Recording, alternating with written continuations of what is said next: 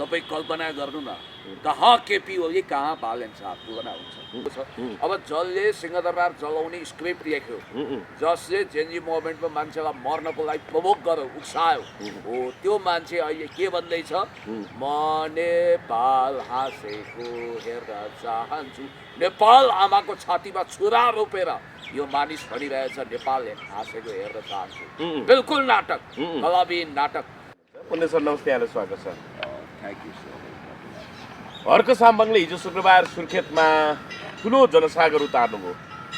कसरी हेर्नुभयो यो भव्य कार्यक्रमलाई? पूर्वतिर मात्रै हर्क साम्बाङ केन्द्रित हुनुहुन्छ, पूर्वतिर मात्रै हर्क साम्बाङ सीमित हुन्छ भनेर पश्चिमतिर पनि उहाँको लोकप्रियता बढिरहेछ। कसरी हेर्नु? हिजो पश्चिम नेपालको सुर्खेत, जसले वास्तवमा भन्ने हो भने कर्णाली प्रदेशको राजधानीको रूपमा सिङ्गो नेपालको प्रतिनिधित्व पनि गर्छ। त्यो ठाउँमा हर्क साम्पाङज्यूको नेतृत्वमा जुन आयोजना गरिएको थियो आमसभा, त्यहाँ उर्लिएको भिड, जनसागर हेर्दा विपक्षीहरू त ठहरै भयो होलान्, हेरै भयो होलान्। विलक्षण आमसभा थियो र त्यहाँ तेलको गेडो राख्ने ठाउँ थिएन। वाह रे वाह, त्यो जनसागरको कुनै जोडानी हुन सक्दैन भने जस्तो भएको थियो। र धेरैले योभन्दा अगाडि हर्क साम्पाङज्यूलाई के भनेर खिचिटिउरी गरिरहेका थिए भने, हर्क साम्पाङजीको राजनीतिक सूर्योदय पूर्वमा त भयो, तर पश्चिम भनेको सूर्य अस्त हुने ठाउँ हो। त्यो ठाउँमा उहाँको राजनीतिक सूर्य अस्ताउँछ र उहाँको तेज घट्छ भनेका थिए। त्यो डेढक्कलीहरूको अनुमान बुटल्ल फेल खाएको थियो र वास्तवमा सुर्खेतले त शानदार रूपमा ती कुराहरू गलत हुन्। वास्तवमा उहाँको सूर्य चाहिँ पश्चिमबाट पनि उदाएको छ भन्ने कुरा प्रमाणित गरेको छ। र उहाँ एक त सेलिब्रिटी स्टारडम भएको व्यक्ति पनि हो होइन। उहाँसँग सेल्फी खिच्नेहरूको पनि भिड देखिरहेको थिएँ र त्यो चाहिँ काउन्ट गर्न लायक, वाउ भन्न लायक आमसभा हो भनेर म त्यसको मुक्त कण्ठले तारिफ गर्न चाहन्छु। शुभकामना र बधाई। हजुर, यहाँनिर अब बालन शाहको चर्चा गरौँ, झापा 5 को।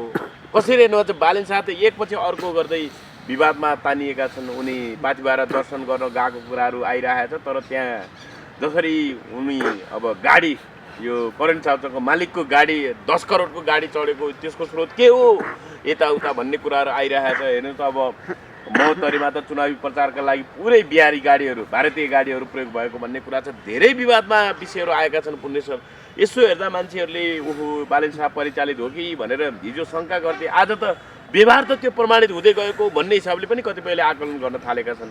कसरी हेर्नुभयो? अब बालन शाहको महिमा परम्पार नेगेटिभिटीको एउटा पहाडै उठाएका छन् उनले। वास्तवमा काठमाडौँलाई गोर्खा खैनी सुर्ती मुक्त बनाउँछु भन्ने बालन शाहले आफ्नो नैतिकता विपरीत, हुन त नैतिकता कुन चरोको नाम हो भनेर उनलाई सोध्नुपर्ने हुन्छ। उनले जसरी एउटा मालपानी नाप्ने, भोला गोर्खा उत्पादन गर्ने, सुर्तीजन्य पदार्थ उत्पादन गर्ने या करेन्ट चाउचाउ, पिरो चाउचाउ उत्पादन गर्ने र कैयौँ अरबौँ राजस्व छलेको आरोप लागेको मालपानी भड्काएछन्। हेर्नुहोस् है, धन्दा सेठ गल्लावालहरूको प्रभावमा घेरामा बालन गइसके। राजसी ठाडबाडको लागि हिँड्नको लागि उनलाई चाहियो करोडौँको गाडी, ल्यान्ड रोभर भन्नाले मालपानीले फोकटमा उपलब्ध त गराएको होइन होला। मालपानीले गाडी रूपी मालपानी पेल्दाखेरि उसको हिडन इन्ट्रेस्ट के छ भन्दा यो मान्छेलाई आज लगानी गरिराख्यो भने भोलि काम लाग्छ। आज 10 करोड रुपियाँ लगानी गरौँ, भोलि 10 अरब रुपियाँ लुट्न पाइन्छ भन्ने उद्देश्य राखेको हुन्छ। त्यसकारणले दलाल नोकरसाही पुँजीवादीहरूको घेरामा पुगेका नवउदारवादी कर्पोरेट पुँजीवादी बालन शाहले समाजवादको कुरा सुन्दा पनि वाक्क लाग्छ। उनले यही हो समाजवाद भनेर नक्कली कुरा पनि गरेका थिए, जबकि प्राइभेट स्कुलहरूले सरकारी नियमअनुसार दिएको कोटालाई पनि मैले त्यो कोटा प्रोभाइड गरेको हुँ भनेर बिना ढेउवावाला भाषण गर्न पनि पुगेका छन्। त्यस कारणले गर्दाखेरि मालपानीको माल पड्काएर जनताको सपनालाई ल्यान्ड रोभर मुनि खिचेर जसरी बालन शाह एउटा राजसी अवतारमा पूर्वतिर झेल्के तरिकाले, लाउने तरिकाले टप्किएका छन्, त्यो नेपाली राजनीतिको असाध्यै पीडाजनक र असह्य दृश्य हो। वास्तवमा कहाँबाट गाइडेड छन् यिनी? र तपाईँले यो बुझ्नुपर्छ कि यिनी सिधै कुरा गर्दा बालन शाहका 4 पुस्ता अगाडि त बिहारमा थिए नि त। होइन। आजभन्दा 60-70 वर्ष अगाडि उनका पुर्खाहरू नेपालमा आएको, उनले नेपाललाई कति माया गर्छन् भन्ने कुरो त देखिएको छ। अब जसले सिंहदरबार जलाउने स्क्रिप्ट लेख्यो, जसले जेनजी मुभमेन्टमा मान्छेलाई मर्नको लागि प्रभोक गर्यो, उक्सायो, हो त्यो मान्छे अहिले के भन्दैछ, म नेपाल हाँसेको हेर्न चाहन्छु। नेपाल आमाको छातीमा छुरा रोपेर यो मानिस भनिरहेछ नेपाल हाँसेको हेर्न चाहन्छु। बिल्कुल नाटक, कलाविहीन नाटक। र मालपानीको गाडी मात्रै होइन, अरू के कुरा यिनीहरूले यस्ता हजारौँ सयौँ मालपानीबाट पड्काएका छन् भन्ने कुरो रहस्यको पर्दा क्रमशः खुल्दै जान्छ। र यो मैले सुनेसम्म चाहिँ दीपक भट्ट भन्ने एकजना हतियारको व्यापार पनि गर्ने, राज्यको एउटा नामुद बिचौलियाको रूपमा हतियारले समेत मुद्दा दायर गर्ने अन्तिम तयारी गरेको भनिएको दीपक भट्ट र शशिकान्त अग्रवाल, त्यो हिल्टनवाला, यिनीहरूको जोइन्ट भेन्चरमा अगाडि बढेका सुदन गुरुङको सौजन्यबाट मालपानीले उनलाई टक्र्याएका रे यो कार उपहार हेर्नुहोस् है, करोडौँको कार फोकटमा गिफ्ट दिन्छ। त्यस कारणले गर्दाखेरि एउटा त विदेशी र राष्ट्रिय अन्तर्राष्ट्रिय शक्ति केन्द्रहरूले उनलाई कसरी ग्रोम गरेको छन् भन्ने कुरो त देखिएको छ। त्यस कारणले गर्दाखेरि बालेन शाहका यी पट्याङ गतिविधिहरू थामिन सक्नु छन्। अब अहिले त म सुन्दैछु कुनै के जाति टेक्नोलोजी भित्राएर वार रुमबाट मानौ तपाईँको सामाजिक सञ्जाल, झापाको निर्वाचन क्षेत्रमा जसले सामाजिक सञ्जाल चलाउँछ, फेसबुक, टिकटक, युट्युब, हो ती प्रत्येक मतदाताको मोबाइल एप्स, मोबाइल सेटमै पहुँच पुर्याउने रे होइन। त्यस ढङ्गले सूचना लिएर उनीहरूले फरक कन्टेन्ट यदि हेरिरहेका छन्, बालेन विरोधी कन्टेन्ट हेरेका छन् भने त्यसलाई फ्रिज गरिदिने र खालि बालेनको तारिफयुक्त कन्टेन्ट मात्र पठाइदिने गरी उनीहरूले त्यो ढङ्गले मेसिनरी फिट गरेका छन् भन्ने कुरो पनि बुझिएको छ। र सबभन्दा आपत्तिजनक कुरा त के छ भने वैदिक सनातनी हिन्दूहरूको एउटा संस्कार छ, अक्सर हामी 1 वर्षसम्म शोक बाँच्छौँ। शोकको बेलामा कुनै पनि पवित्र मन्दिरहरूमा जानु हुँदैन, चाहे पशुपतिनाथ, चाहे मुक्तिनाथ, चाहे मनोकामना, चाहे माता पार्थिभरा, कहीँ पनि जानु हुँदैन, त्यो वर्जित छ। यो कुरोको हेक्का भएर या अलक्षिणा लाग्यो, बालेन शाह चाहिँ माता पार्थिभराको शरणमा पुगेछ। शोकको झुठोको बेलामा माताको आशीर्वाद माग्न मन्दिर पुग्ने बालेन शाहको यो हरकतले वैदिक सनातनीहरू निकै आतंकित भएका छन्, लज्जित पनि भएका छन्। अब उनलाई सायद माताको साँच्चै आशीर्वाद मिल्थ्यो भने पनि अब श्राप मिल्छ, किनभने झुठोको बेलामा मन्दिर जानु भनेको आपत्तिजनक कुरा हो। अब यो हरकत त उनको छँदैछ। अर्को कुरो, जसरी नेपाली समाजलाई यिनीहरूले भाँड भैलो लगाएका छन्, अब हिजो मैले सुने कि राजसभाको अहिले संरक्षिकाको रूपमा रहेकी सुशीला कार्की प्लस बालेन शाहको टेलिफोन पछि बाबुराम भट्टराई पनि गलेर गोर्खाको आफ्नो उम्मेदवारी फिर्ता लिएछन्। बालेन शाहको उद्देश्य भनेको त्यहाँ प्रगतिशील शक्तिलाई जिताउने होइन, राजसभाको उम्मेदवारलाई सहयोग गर्नको निम्ति। कविन्द्र बुल्लाकोटे त्यहाँको होइन, राजसभाको महामन्त्री होइन, उनलाई सहयोग गर्नको निम्ति उनले उम्मेदवारी होइन। अब बाबुरामलाई चाहिँ कति बेला भन्दाखेरि उधारो देशका अभिभावक बनाउने आश्वासन दिएका कारणले उनले उम्मेदवारी फिर्ता लिएको। यसको अर्थ भावी अब राष्ट्रसभाको सरकार बन्यो भने राष्ट्रपति चाहिँ डाक्टर बाबुराम भट्टराईले बनाउने उधारो सहमतिमा किस्तीमा चाहिँ उहाँले त्यो उम्मेदवारी त्याग्नुभयो भन्ने कुरा नै आयो। भावी राष्ट्रपतिको दौडमा मूलभूत रूपमा अहिले 2टा पात्र देखिया छन् र अदृश्य रूपमा डार्क हर्सको रूपमा एउटा पात्र पनि देखिया छन्।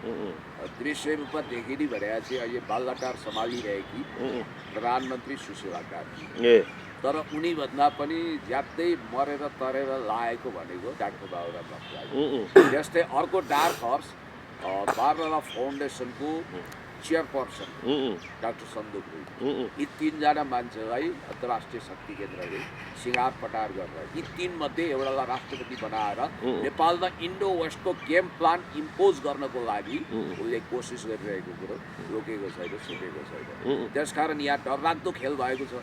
डाक्टर बाबुराम भट्टराईले उम्मेदवारी त्यतिकै फिर्ता लिएका छैनन्। कतिले के भन्छन् भने बाबुरामलाई यदि राष्ट्रपति बनायो भने सुशीलालाई राष्ट्रिय सभा लान्छन्, सुशीलालाई राष्ट्रिय सभा लाग्यो भने डाक्टर बाबुरामलाई राष्ट्रपति बनाउँछन् भनेर पनि चर्चा चलिरहेको छ। त्यस कारणले गर्दाखेरि कसलाई के बनुने, कसलाई कुन भूमिका दिने भन्ने कुरो खतरनाक छ। र अर्को कुरो तपाईँलाई म भन्छु कि डाक्टर बाबुराम भट्टराई यो संसद विघटन गराउन सबभन्दा ठुलो भूमिका खेलेको भनेर तपाईँले यदि कसैलाई बुझ्नुहुन्छ भने डाक्टर बाबुराम भट्टराई नै हुन्। यिनी रहस्यमय छन्।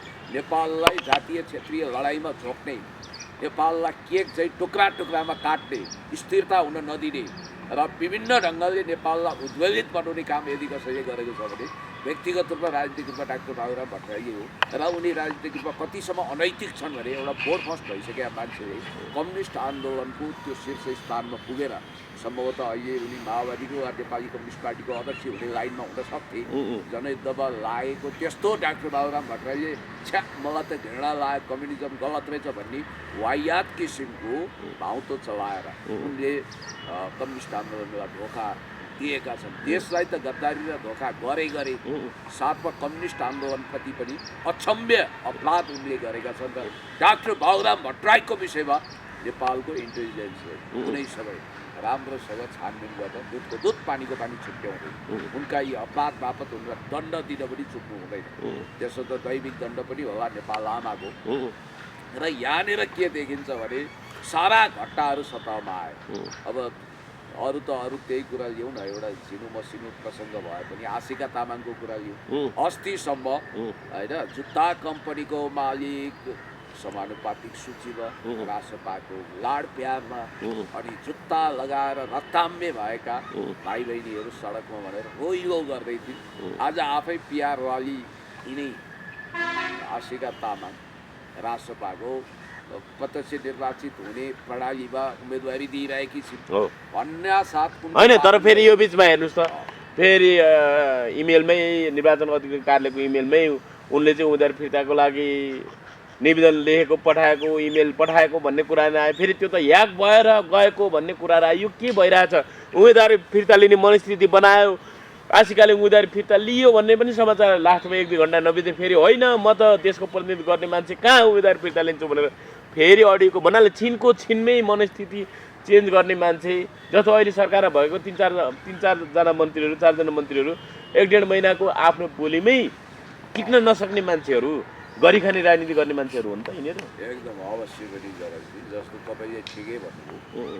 अब हो र होइन होला हो भन्ने एउटा त्यो हरिवंशको टाइगर छ हरिबहादुर मदन बहादुर, त्यस्तै दुई टाउमा खुट्टा टेक्ने र चरम अनैतिकतापूर्ण राजनीति गर्ने ढाँचा ढङ्ग नभएका अपरिपक्व काचा कचिला होइन ठेट्टाहरू छिचिमिराहरू अहिले राजनीतिमा हाबी भइरहेका छन्।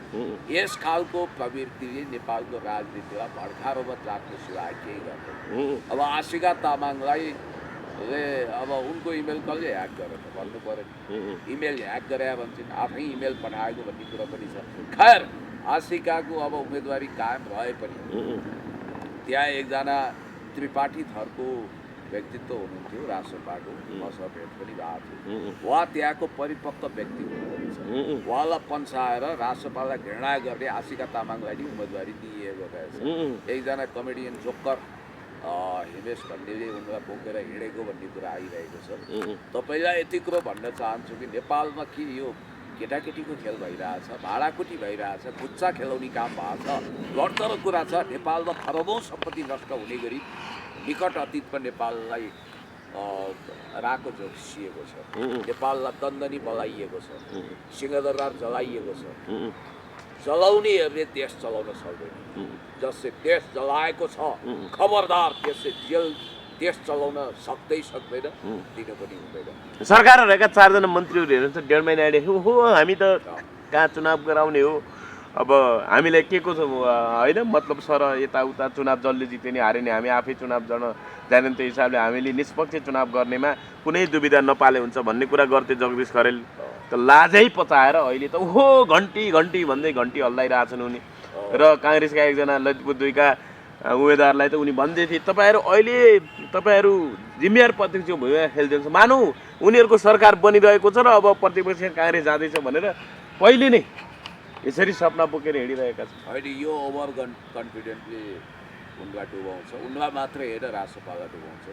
म ललितपुरवासी आमा बुवा दाजुभाइ दिदीबहिनी सबैलाई भन्न चाहन्छु, यो दोगला, यो दही चुरे, यो लामो पाडे टाइपको खरेललाई यो जगदीश खरेल जसको त्यहाँ गोरु बेचेको साइनो पनि छैन, न ऊ ललितपुरमा जन्मियो, न उसको जन्मभूमि, न पितृभूमि, न कर्मभूमि हो। यस्तो हाउडे मान्छेलाई कृपया तपाईँहरूले जमानत जफत गरेर यो साबित गराउनुहोस् कि ललितपुर त्यो सचेत ठाउँ हो जहाँ भगौडा, लाउरे, लाइपाते, पेसारे, रकमी र देशको राजस्व नष्ट भ्रष्ट गर्ने र चुनाव गराउन भनेर क्याबिनेटमा बसेर चुनाव नगराइकन भाग्ने यो अराजनीतिक भगौडालाई जमानत जफत गरेर दरो पाठ पढाइदिनुहोस्। अब त्यहाँ टीकारामजीले राम्रै प्रश्न सोध्नु भएको छ खरेललाई, उहाँले यो जगदीश खरेल भन्ने मान्छेलाई के सोध्नु भएको छ भने तपाईँ कुनै समय प्रेस चौतारी नेपालमा नेकपा एमालेको प्रेस चौतारी नेपालमा हुनुहुन्थ्यो, त्यसपछि तपाईँ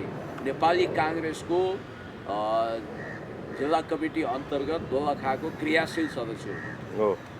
त्यस उपरान्त यता राजसभा बन्नुभएको छ, सरकारमा जानुभयो, हामी एकदम निर्दलीय मन्त्री हौँ, हाम्रो कुनै दल छैन, चुनाव लड्दैनौँ भन्नुभयो। अहिले टिनिनिन्न घन्टी बजाएर के गर्दै हुनुहुन्छ तपाईँ? अनैतिकताको हद पार गर्दै हुनुहुन्छ। तपाईँलाई त मान्छेले छेपारे भनेका छन्, अवसरवादी भनेका छन् होइन, तपाईँलाई घटिया भनेका छन् आदि इत्यादि भनेर जति पनि शब्दकोशमा गाली गलौजका शब्दहरू छन् चुनी चुनी तपाईँलाई त्यही शब्दले आक्रमण गर्दैछन् भन्दा यी मान्छे नाजवाफ भए।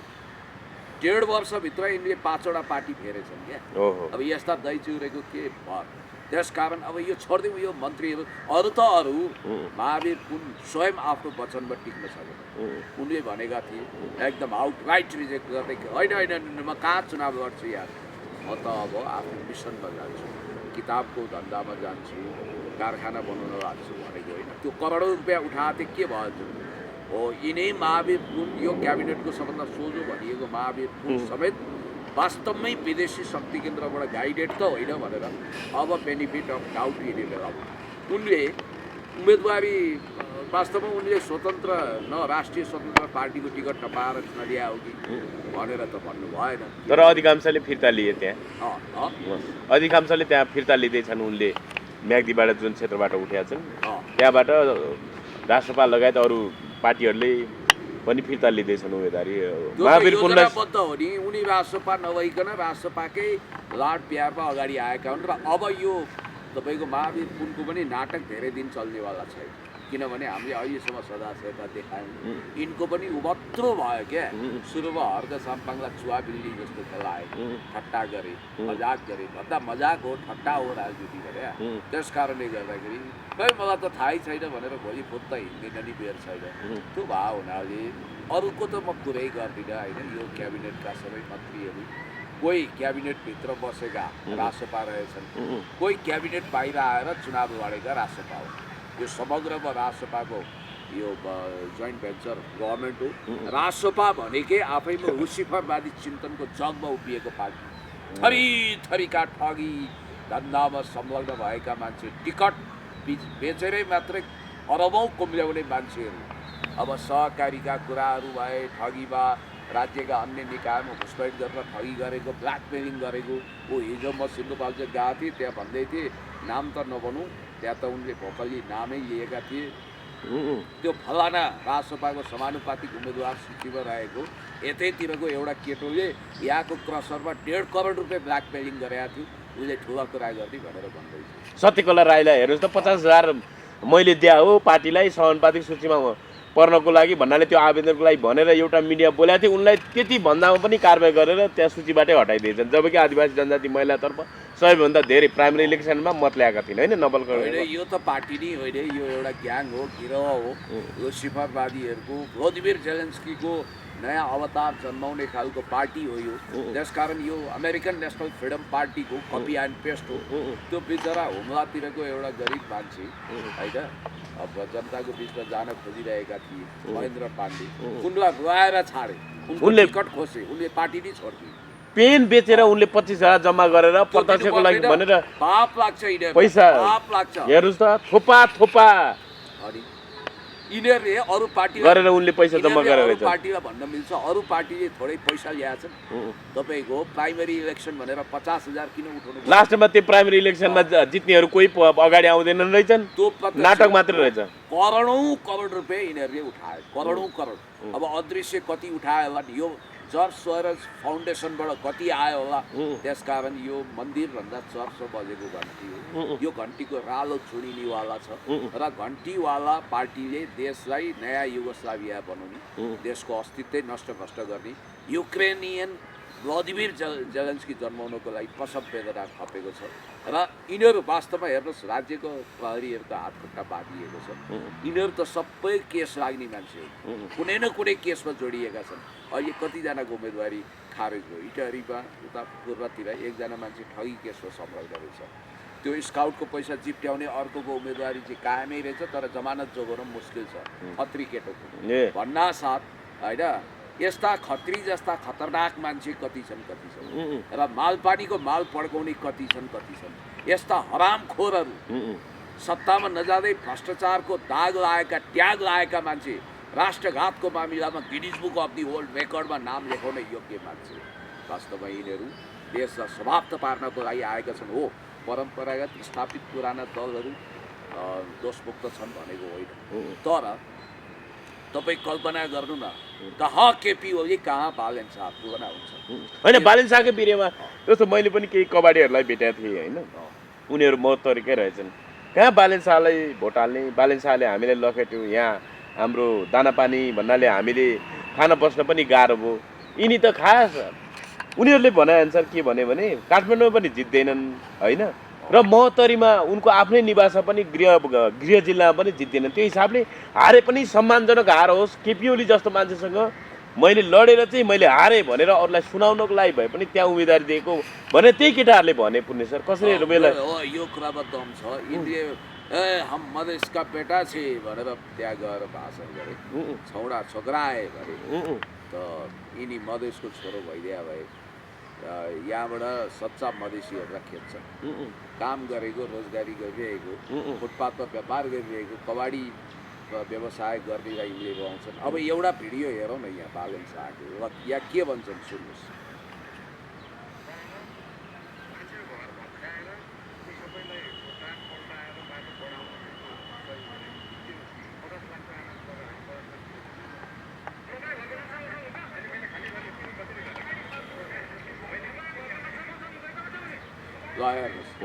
कसरी पहिला के भन्छन् घर भत्काउनु हुँदैन सबैको घर भत्काएर काहीँ विकास हुन्छ 50 लाख आना पर्ने जग्गा हुनसक्छ त्यहाँ भन्छ पछि एकदम झोकिएर बाबु साहब भएर कानको टप टल्काएर तपाईँको घरको नक्सा मसा हुन्छ भनेर मान्छेलाई आतङ्कित गर्दै डोजर लिएर जान्छ भनेपछि यिनको डबल स्ट्यान्डर्ड हेर्नुहोस् अर्को 3 र 13 को तोरी लाउने अभिव्यक्ति दिने गुरुङ मिस्टर गुरुङको कुरा सुन्नु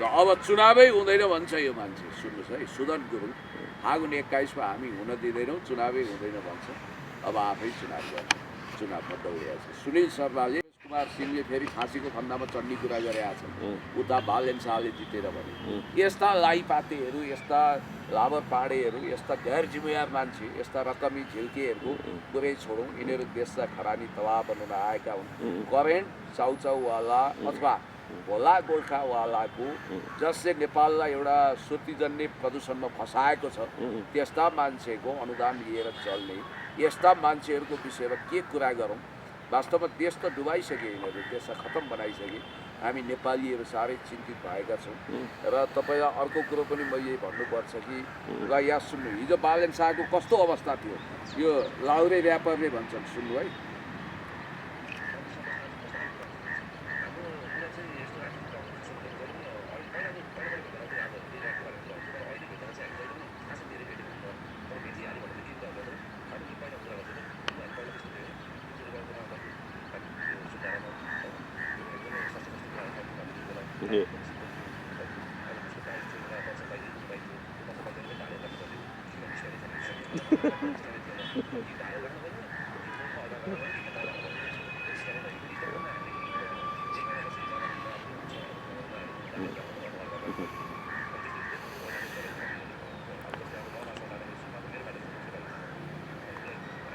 भने यो 200 रुपियाँको लागि तडपिएर बस्ने अनि कसले खाजा खुवाइदिन्छ भनेर बेग्र प्रतीक्षा गर्ने, 3 ठाउँमा स्टार्ट बन्द हुने खटरो बाइक लिएर हिँड्ने, स्ट्यान्ड नभएको पल्सर बाइक लिएर हिँड्ने बालेन शाहले आज मालपानीको 6 करोडको गाडी चढेर के भ्रम पाल्दैछन् भने ओहो म त जन्मजातै धनी यस्तो, त जन्मजातै साहुजी सेठजीको छोरो यस्तो अवस्थामा हुन्छ। हुन त उनको स्वर्गीय पिताजीले पनि थुप्रो पैसा कमाउनु हो भन्ने सुनेका थियौँ हामीले। पछि तपाईँलाई एउटा कुरो भन्छु, 200 रुपियाँको लागि तडपिएर बस्ने बालेन शाह छ आज अरबौँ अरबको स्रोत साधन कहाँबाट थप्यो, यहाँबाट बुझ्नुपर्छ कि यो मान्छे कहाँबाट परिचालित छ। अब ऋषि धमलाको कुरा गरौँ, आम जनता पार्टी, भारतको आम आदमी पार्टी भने जस्तै उनी आम जनता पार्टी, उसको अब त्यसको अध्यक्ष प्रभु शाह, पहिला नेकपा माओवादीको नेता, माओवादी केन्द्रको नेता, त्यसपछि एमाले हुँदै अहिले आफ्नै पार्टी खोले।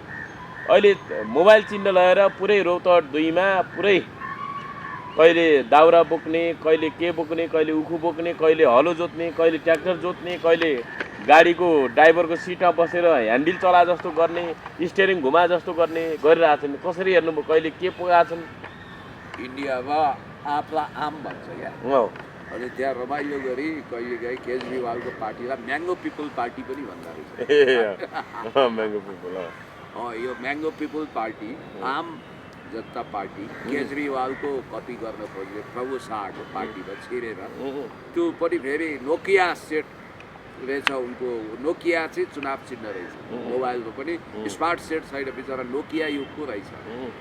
त त्यो पार्टीबाट ऋषि धमलाले डिप्रेसन, एन्जाइटी मा फँसेका मान्छेहरू सबैलाई फ्रेस गराउने गरी अहिले चुनाव लडिरहनु भएको छ र सलमान खानको तेरे नाम फिल्मको हेयर स्टाइल लिएर उनी गाउँ गाउँ पसेका छन्।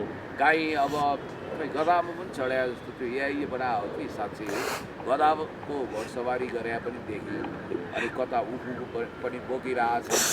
एउटा मान्छेले 2 थप्पड पनि हानेको थियो फेरि तल आशीर्वाद भनेर, कहिले के साइकलमा चढ्छन्, विचित्र छ। आफै रुन्छन् कहिले फेरि हाँस्छन् पनि, आफै रुन्छन् फेरि रौतहटमा घरजम गर्ने पनि भनेछन्। ए ऋषि धमलाजी तपाईँ सञ्चारकर्ममा लागेको मान्छे, घरजम गर्ने भने चाहिँ बिहा गरेर बस्ने भने हो के, कस्तो गलत गरे। फेरि एलिजा गौतमले बेलुका ढन्डासो भाषिन् नि, फेरि अलिकति होस गरेर छेपारी खुस्कुनी गरी हान्नु, अलि होस गरेर बस्नु है बोल्नु भनेर पनि मान्छेले भने जित्छन् त ऋषि धमला। म तपाईँलाई भन्दैछु होइन, बिचरा कार जित्छन्, उनले राजसभा भन्दा चाहिँ बढी मत लिन्छन्, त्यो पक्का हो। राजसभा भन्नाले रवि लामिछाने भन्दा बढी मत ल्याउ होइन, राजसभाको पार्टीबाट उठेको उम्मेदवार भन्दा केही बढी मत चाहिँ ल्याउने भयो भने त्यति हो। जित्त त के जित्दैनन्, रमाइलो हो। अर्को कुरो मलाई सबैभन्दा ताजुब लाग्यो अथवा आश्चर्य लाग्यो कि शर्मिला वाइवाले पनि भव्य शुभकामना दिनुभएछ ऋषि धमलाको जितको निम्ति।